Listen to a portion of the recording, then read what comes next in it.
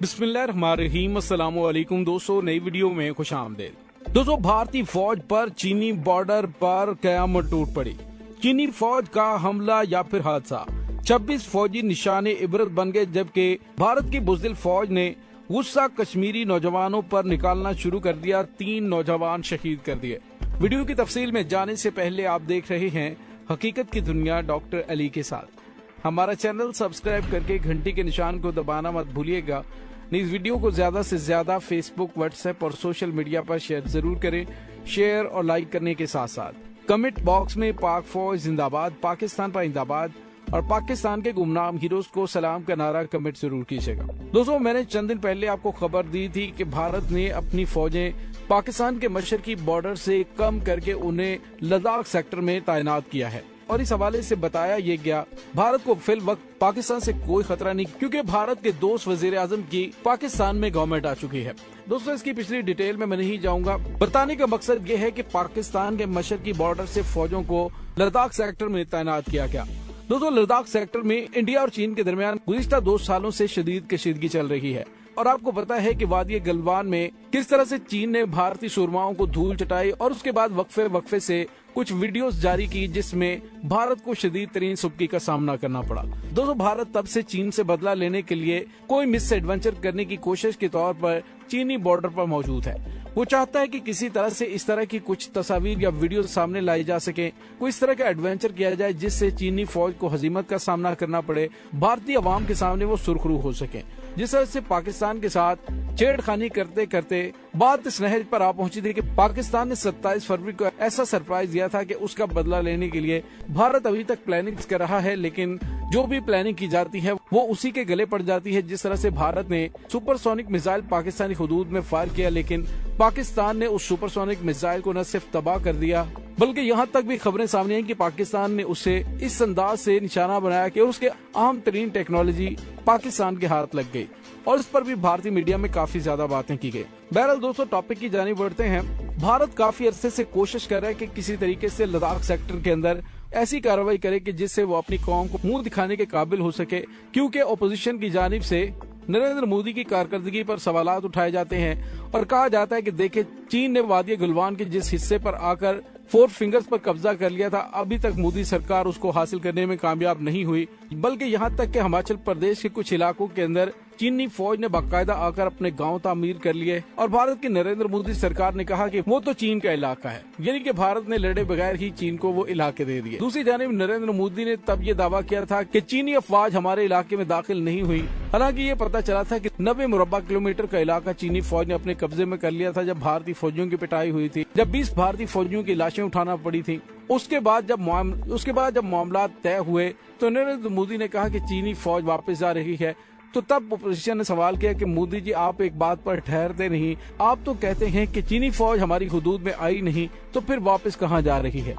तो दोस्तों, बहरहाल चीन लद्दाख सेक्टर में अपने असर रसूख को इस हद तक बढ़ा चुका है, भारत अब वहां पे दम मारने की कोशिश भी नहीं कर सकता। आज एक ऐसा वाकया पेश आया है जिसमें पता चला है कि मकबूजा जम्मू कश्मीर लद्दाख सेक्टर में भारतीय फौजी गाड़ी दरिया में जा गिरी, जिसके नतीजे में 7 फौजी हलाक हो गए। भारतीय मीडिया रिपोर्ट कर रहा है कि हादसा लद्दाख के तटक सेक्टर में पेश आया। भारतीय फौज की गाड़ी ड्राइव से बेकाबू होकर दरियाई शिविक में जा गिरी, जिसके नतीजे में 7 भारतीय फौजी हलाक और 19 जख्मी हो गए।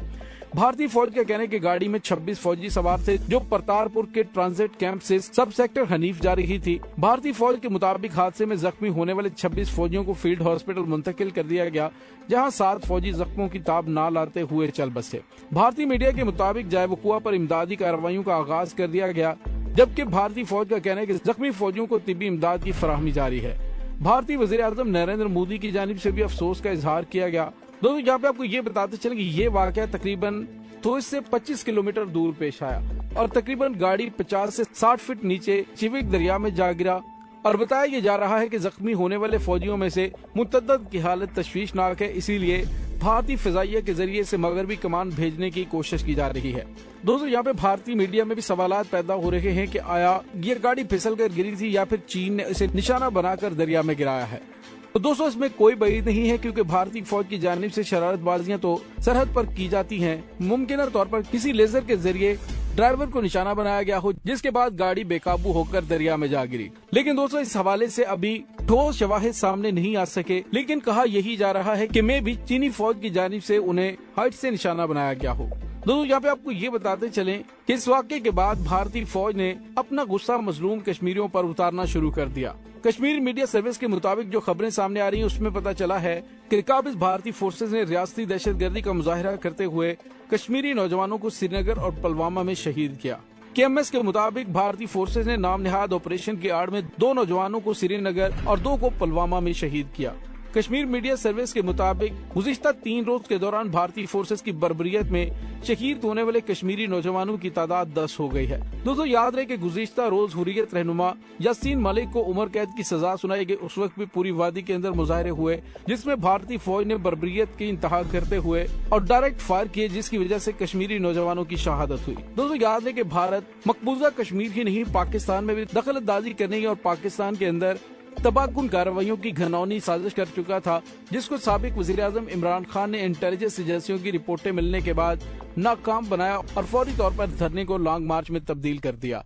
और बताया गया है कि अगर भारत का मंसूबा कामयाब हो जाता तो डी चौक में खून की नदियां बह जाती। इदारों और अवाम के दरमियान एक बहुत बड़ी जंग शुरू करवाने की साजिश की गई थी, लेकिन अल्हम्दुलिल्लाह पाकिस्तान इनकी घिनौनी साजिशों से महफूज रहा है। दोस्तों अगर ये साबित हो गया कि चीन की जानिब से निशाना बनाकर भारत की इस फौजी जीप को दरियाए शिविक में फेंका गया है, तो उसके बाद भारत और चीन के दरमियान दोबारा से ताल्लुकात मजीद कशीदा हो सकते हैं। भारत पहले ही चीन से बहुत ज्यादा खौफजदा है, क्योंकि चंद दिन पहले आपको पता है कि जिस तरह से क्वाड ममालिक का जापान के अंदर अहम इजलास हो रहा था, तो चीनी और रूसी जंगी बमबार तैयारों ने मिसाइलों से लैस होकर न सिर्फ जापानी हुदूद में दाखिल होकर सख्त तरीन पैगाम दिया, बल्कि रूसी और जंगी तैयारों ने मिलकर फिजाई मशकें भी की।